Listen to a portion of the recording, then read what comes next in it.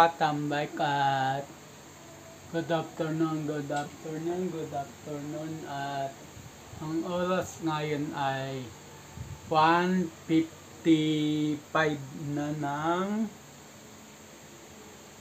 hapon. Yan. Sa petsa na April 26, Sabado 2025. So, yun. At kakauwi ko lang. So, kakauwi ko lang galing biyahe.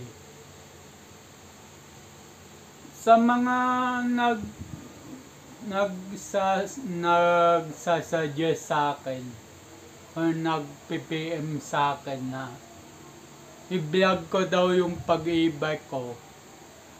Actually, balak ko na yan.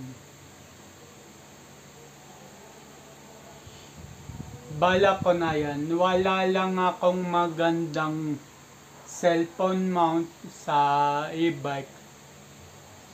Kay Lolo Big Big, wala lang akong magandang mount.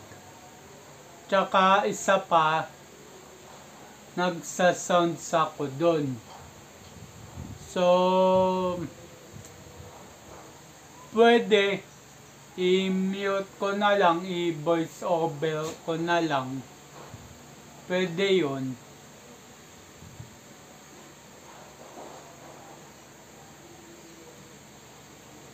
So, yun. Kanina, pumunta kong Holy Cross, saglitan lang yun. Yan, kasi may pinagawa nga.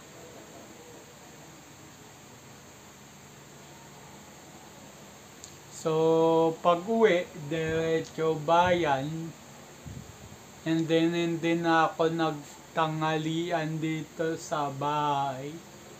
Dumiretso na ako ng McDo. Doon na ako kumain. So, yun.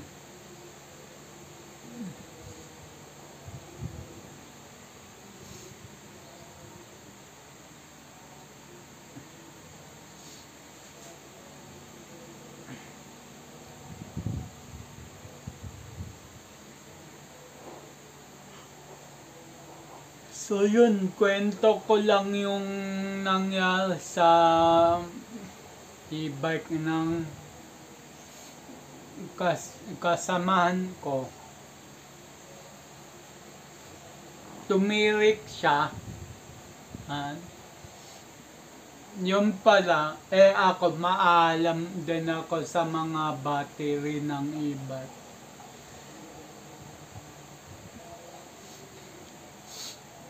So, sinubukan kong buksan yung bahay ng battery. Pagtingin ko, bukod sa corrosion, lumobo na. Sabi ko, bro, lobo na yung baterya mo. E di sabi ng kablo ko, may reservang baterya pa naman ako. At nakita ko, putok lang yung fuse, yung isang battery niya. So, chinek ko, tinester ko, all goods lahat. Although mahina siya, kada isang baterya, 4 na 12 volts kasi yun 48 volts ang total. So lahat, so yung 4 na 12 volts, tinester ko, lang lumalabas, 6.1, 6.7, yun, dun lang naglalaro. Yung 4 na 12 volts ngayon. Isa ko test. Yung isa 6.1, yung isa 6.2. yung isa 6.4, yung isa malakas ng konti 8.1. Yan. So sabi ko, simbolin ko, kinuha ko yung pattern sa yung series connection sa battery ng e-bike ko. Kinuha ko kasi same wiring lang kami. Mga ERBS version 1, pare-parehas lang yan eh. Nagkakatalo lang sa ampere.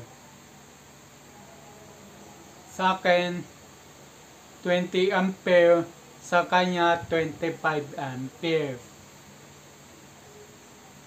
Doon lang kami nagkakatalo-talo. So, yun. Tinester ko, all goods lahat. So, yung fuse, pinalitan ko rin. Buti, may nakatabi kong fuse dyan na nakalagay kasi doon na fuse niya is 40. So, sabi ko, babaan ko ng 5. 5 ba yun o 10? 30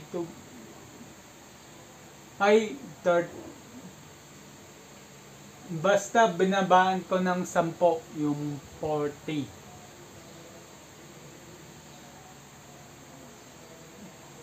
Yun, 30 nilagay kong fuse.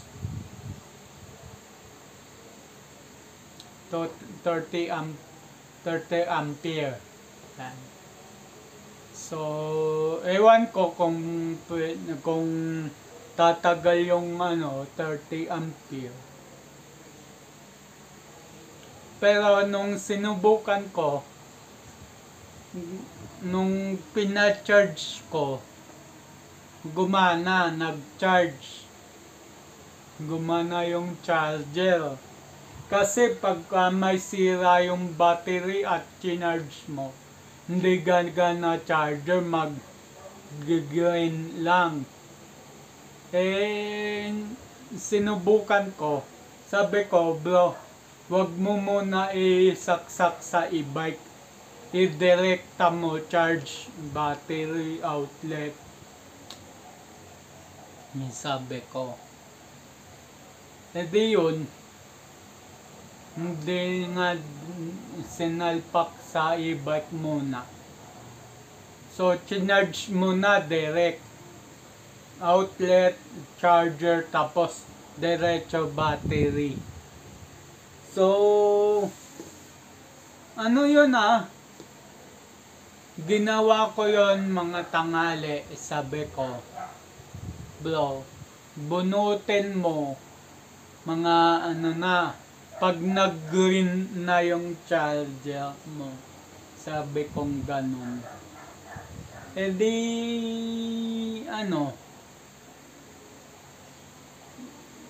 Kinabukasan, sabi na sa akin, bro, okay na, naikot ko na sa subdivision natin. Malaki tong subdivision namin.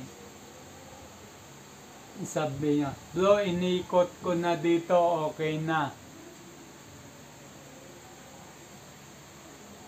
Lang kasi yun yung dating nakakabit sa baterya niya, kaya mabilis malobat yun, yung ginawa ko.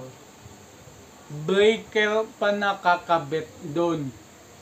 So, sabi ko, akin na, papalitan ko ng bahay ng fuse.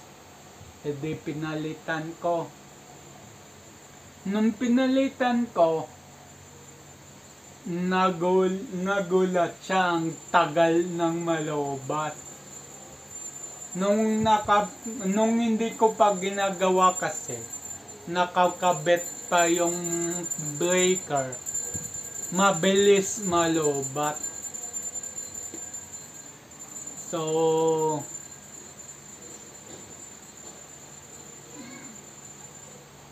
So ako, hindi ko rin maintindihan kung bakit. Pero sa pagkaalam ko, yung breaker, humihigop ng charge ng baterya.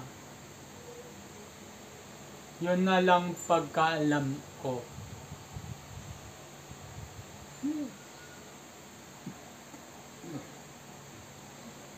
So yun, ayos na yung baterya na ikot-ikot na. Sabi ko, araw-araw mong gamitin at saka obserban, huwag kang lumabas muna ng subdivision.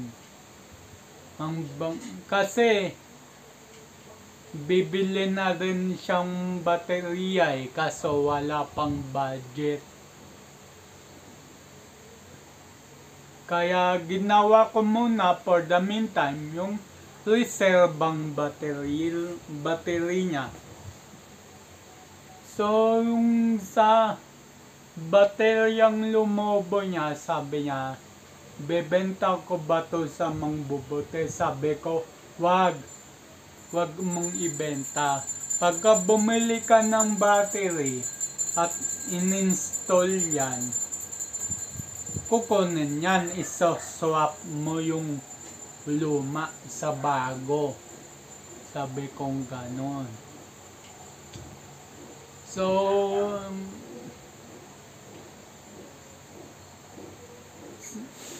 ayos na yung battery niya. So, yung akin, dahil nga kumuha ko ng idea ng diagram ng battery dun sa akin.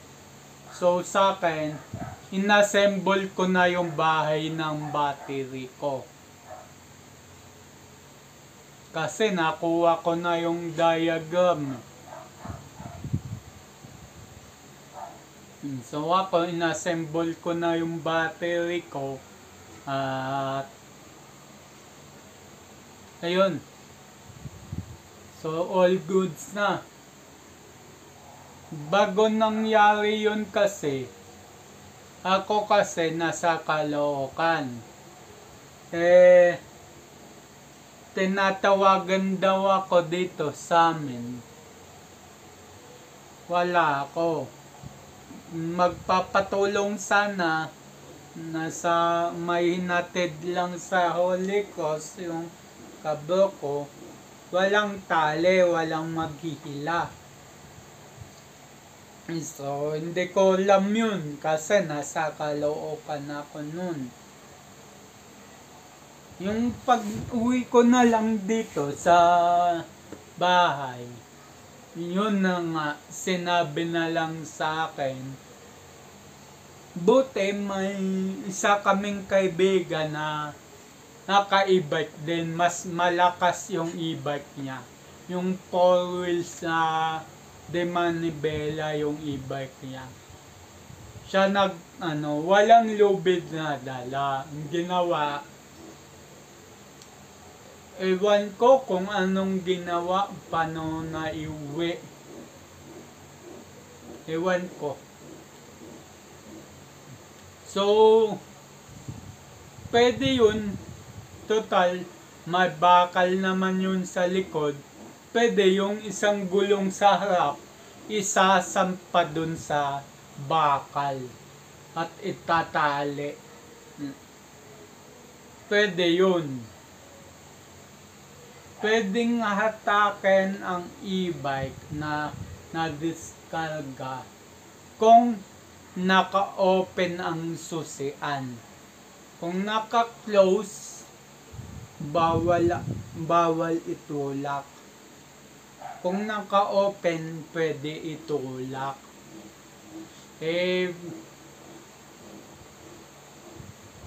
Sabi ko, kuya, binuksan nyo ba bago, hihilahin? Oo naman. Sabi ko, maganda yun sa connector mo. Kasi, pagka hinila, tapos naka-off yung susian, magbabounce lang yung enerhiya. So, dadalihin yung connector mo.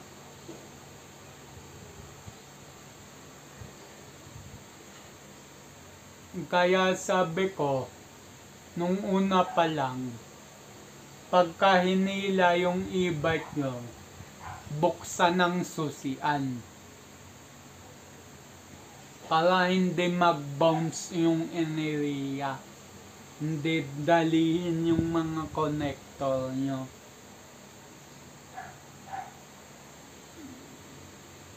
Ganun din, pagka magpapahila kayo sa tricycle, sa jeep, sa kotse, huwag nyong hayaan naka-off yung susian nyo. I-on yun lang. Kahit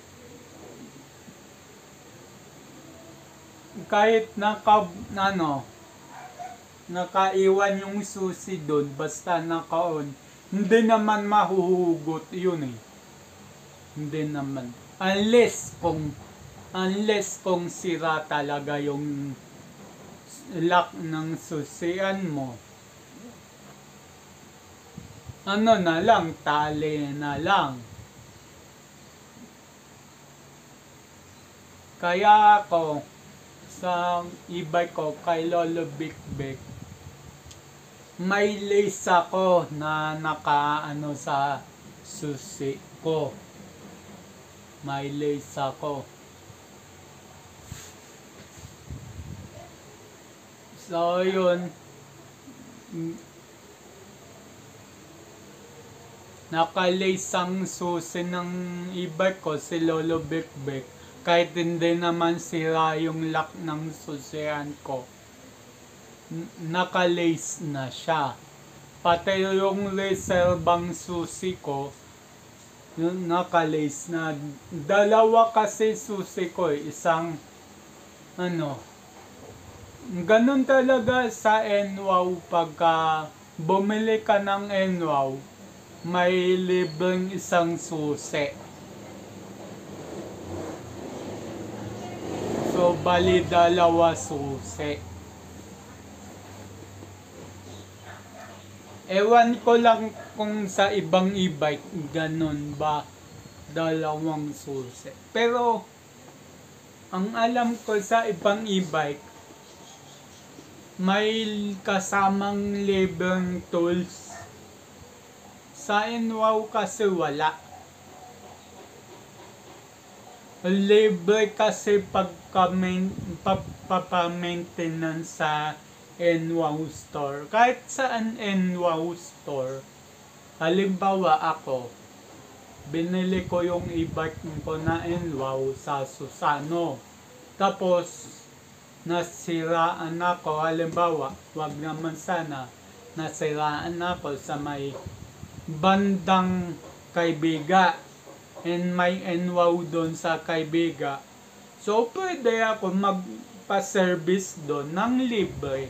Ipapakita ko lang yung papel ko kung sa akin nakapangalan. O yung sa binilan ko na tao, may pirmahan kami. Ganon ang system. Mabalik tayo doon sa sa naayos kong baterya. So, all goods na siya. All goods na. Hanggang ngayon, nakikibalita pa rin ako kung anong nang update sa baterya. Sabi naman ng kabro ko,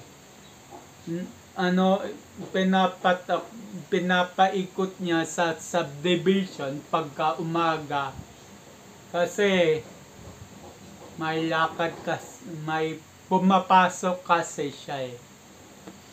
So sabi niya, niikot ko pag umaga. So sabi ko, okay. Sabi ko, obserban mo kung mamamatay. Sabi ko gano'n. Sabi naman niya, sige obserbahan. So, yun. At medyo napahaba yung kwento ko about sa e-bike. So, ngayon, magurong ako. Pero napakakonti lang nito. Napakakonti lang. So, yun.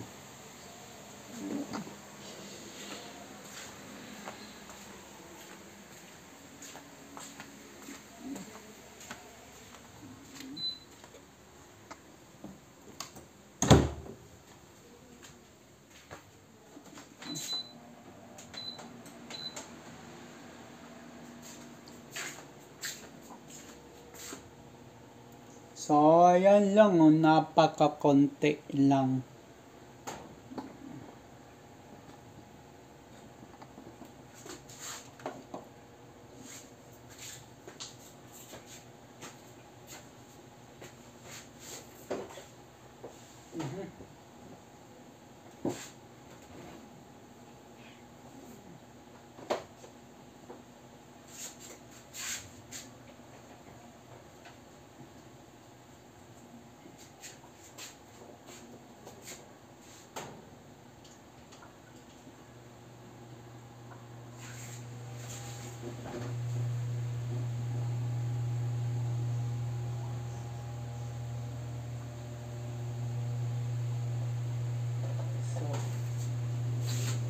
So, yung mga katambay, inom muna ako ng tubig. Kanina kasi sa McDo, nag-soft drinks ako. Nag-Sprite ako.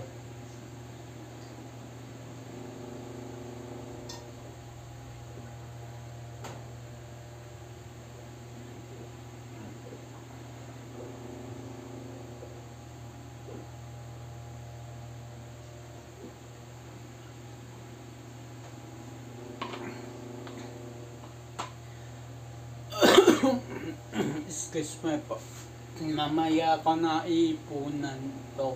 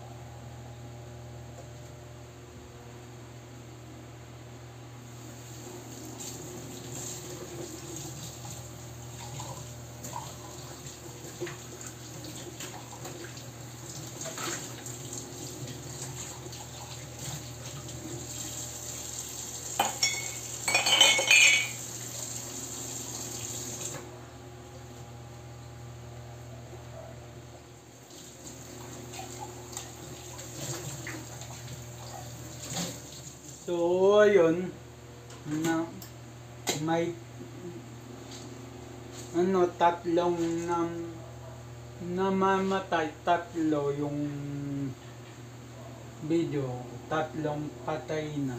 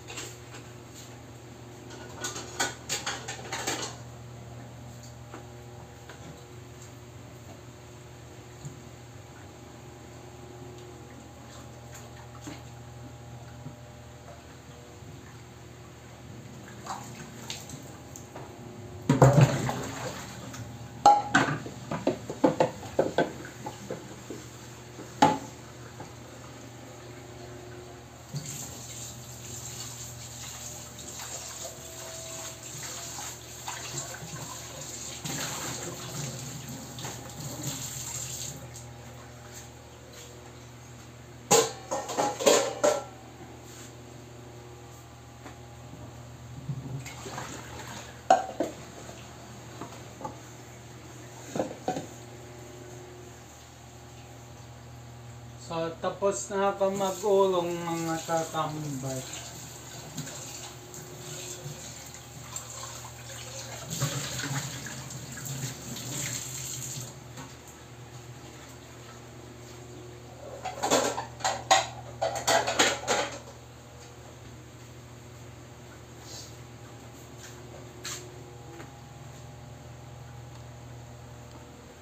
So, tapos na ako mag-ulong. At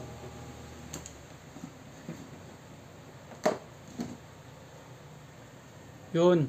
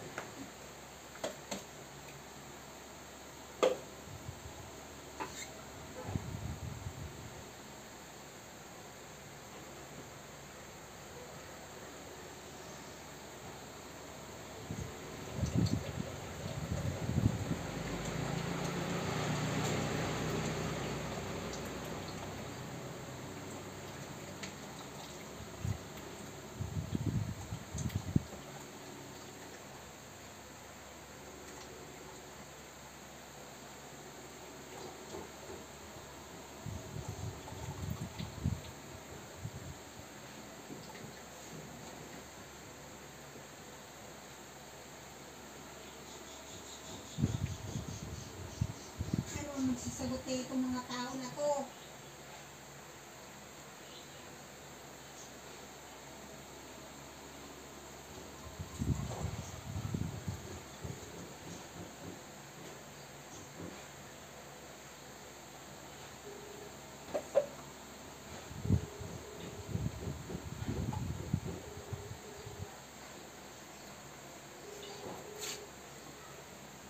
So, yun mga katambay at nampuduan ko na yung tubig.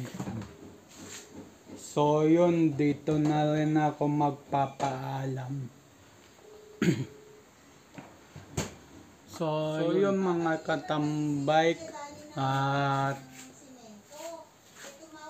hanggang sa next vlog na lang uli. So, ang oras natin ay 2:30 ng hapon.